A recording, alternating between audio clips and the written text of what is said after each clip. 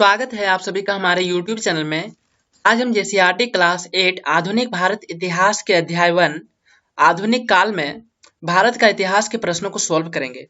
तो आगे बढ़ने से पहले अगर आपने हमारे YouTube चैनल को सब्सक्राइब नहीं किया है तो सब्सक्राइब करके बेल आइकन प्रेस कर लीजिए ताकि हमारे आने वाले वीडियो का नोटिफिकेशन सबसे पहले आपको मिल सके। तो चलिए शुरू करते हैं और देखते हैं कि कौन कौन से प्रश्न है और इसके उत्तर क्या होंगे। तो इसमें पहला, रिक्त स्थानों की पूर्ति कीजिए। जिसमें पहला प्रश्न है, जेम्स मिल खाली स्थान का निवासी था। तो इसका उत्तर होगा स्कॉटलैंड। जेम्स मिल स्कॉटलैंड का निवासी था। अगला प्रश्न है, लॉर्ड क्लाइव ने भारत का नक्शा तैयार करने की जिम्मेदारी खाली स्थान को सौंपी थी। तो इसका उत्तर होगा जेम्स रेनेल। लॉर्ड क्लाइव ने भारत का नक्शा तैयार करने की जिम्मेदारी जेम्स रेनेल को सौंपी थी। अगला प्रश्न है, अभिलेखों को सुंदर ढंग से लिखने वाले खाली स्थान कहलाते थे। तो इसका उत्तर होगा खुशनवीस या सुलेखनवीस। अभिलेखों को सुंदर ढंग से लिखने वाले खुशनवीस या सुलेखनवीस कहलाते थे। अगला प्रश्न है, भारत के अंतिम वायसराय खाली स्थान थे। तो इसका उत्तर होगा लॉर्ड माउंटबेटन। भारत के अंतिम वायसराय लॉर्ड माउंटबेटन थे। अगला प्रश्न है, भारतीय राष्ट्रीय अभिलेखागार खाली स्थान में बनाया गया। तो इसका उत्तर होगा नई दिल्ली। भारतीय राष्ट्रीय अभिलेखागार नई दिल्ली में बनाया गया है। अगला प्रश्न, सही और गलत का चिन्ह लगाइए। इसमें पहला प्रश्न है, लोगों ने चाय पीना कब से शुरू किया, इसकी निश्चित तिथि को बताया जा सकता है। तो इसका उत्तर होगा गलत। लोगों ने चाय पीना कब शुरू किया, इसकी निश्चित तिथि को बताया नहीं जा सकता है। दूसरा है, अंग्रेज प्रशासन के लिए अभिलेख तैयार करवाते थे। तो ये सही होगा, अंग्रेज प्रशासन के लिए अभिलेख तैयार करवाते थे। तीसरा प्रश्न है, सरकारी दस्तावेजों से हमें आम लोगों की सोच के बारे में पता चलता है। तो इसका उत्तर गलत होगा। सरकारी दस्तावेजों से हमें आम लोगों की सोच के बारे में पता नहीं चलता है, उससे बस हमें सरकारी अधिकारियों की सोच के बारे में ही पता चलता है। और अगला प्रश्न है, अंग्रेजों के शासन से पहले भारत में अंधकार का दौर था। तो इसका उत्तर गलत होगा। अगला तीसरा नंबर क्वेश्चन, निम्नलिखित प्रश्नों के उत्तर लिखें। इसमें पहला प्रश्न है, इतिहास में तारीखों का क्या महत्व है। तो इसका उत्तर होगा, इतिहास अलग अलग समय पर होने वाले परिवर्तनों के संबंध में बताता है। अतीत में चीजें किस तरह की थी और अब उनमें क्या बदलाव आए हैं। अतीत और वर्तमान की तुलना के क्रम में हम तिथिवार घटनाओं का विवरण ढूंढते हैं, इसलिए इतिहास में तारीखों का व्यापक महत्व है। अगला प्रश्न है, जेम्स मिल ने भारतीय इतिहास को किन किन कालखंडों में विभाजित किया है।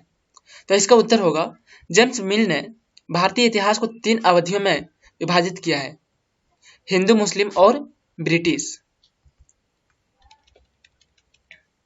अगला प्रश्न है, औपनिवेशिक युग किसे कहा जाता है। तो इसका उत्तर होगा, अंग्रेजों के शासनकाल में लोगों के पास समानता, स्वतंत्रता या मुक्ति नहीं थी और ना ही आर्थिक विकास और प्रगति का दौर था। इसे औपनिवेशिक युग कहा जाता था। अगला प्रश्न है, सर्वेक्षण से हमें क्या जानकारी मिल सकती है। तो इसका उत्तर होगा, ब्रिटिश सरकार द्वारा 19वीं सदी में प्रारंभ में भारत का नक्शा तैयार करने के लिए बड़े पैमाने पर सर्वेक्षण कराए गए।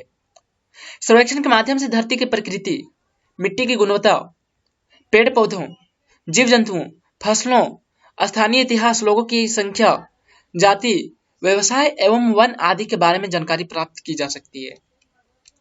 अगला प्रश्न है, अभिलेखागार की आवश्यकता क्यों है। तो इसका उत्तर होगा, अंग्रेजों का मानना था कि चीजों को लिखना जरूरी है। उन्होंने प्रत्येक निर्देश, योजना, नीतिगत फैसले, सहमति और जांच की परिभाषाओं को स्पष्ट रूप से लिखना जरूरी माना। बाद में कोई भी व्यक्ति इन चीजों को आसानी से अध्ययन कर सकता था। इन सभी महत्वपूर्ण दस्तावेजों और पत्रों को संभालकर सुरक्षित रखने के लिए अभिलेखागार की आवश्यकता थी। अगला प्रश्न है, आधुनिक भारत के ऐतिहासिक स्रोत कौन कौन से हैं। तो इसका उत्तर होगा, आधुनिक भारत के ऐतिहासिक स्रोतों में किले, मकबरे, शिलालेख, विदेशी यात्रियों की कृतियां, पांडुलिपियां और मूर्तियां बड़ी संख्या में मौजूद है। इसके अतिरिक्त अभिलेखागार और संग्रहालय से प्राप्त रिकॉर्ड्स महत्वपूर्ण ऐतिहासिक स्रोत हैं। अगला प्रश्न है, अगर इतिहास में अवधियां तय नहीं होती तो हमें किन किन परेशानियों का सामना करना पड़ता। तो इसका उत्तर होगा, अगर इतिहास में अवधियां तय नहीं होती तो हमें किसी समय विशेष की प्रकृति और लक्षण को समझना कठिन होता। एक अवधि से दूसरी अवधि के बीच आई परिवर्तनों के बारे में जानकारियां प्राप्त करने में परेशानियों का सामना करना पड़ता। अगला प्रश्न है, इतिहास में तारीखों का महत्व होता है। अब इससे सहमत हैं? तो इसका उत्तर होगा हाँ। तिथि स्वयं अपने आप में महत्वपूर्ण नहीं होती है, लेकिन जब उस तिथि से किसी की कुछ आदत जुड़ जाती है तो वह तिथि महत्वपूर्ण बन जाती है। आपको ये वीडियो कैसा लगा है हमें कमेंट में जरूर बताएं, और अगर आपको वीडियो अच्छा लगा तो इसे लाइक कीजिए, दोस्तों के साथ शेयर कीजिए, और अगर आपने हमारे YouTube चैनल को अभी तक सब्सक्राइब नहीं किया है तो सब्सक्राइब करके बेल आइकन प्रेस कर लीजिए, ताकि हमारे आने वाले वीडियो का नोटिफिकेशन सबसे पहले आपको मिल सके।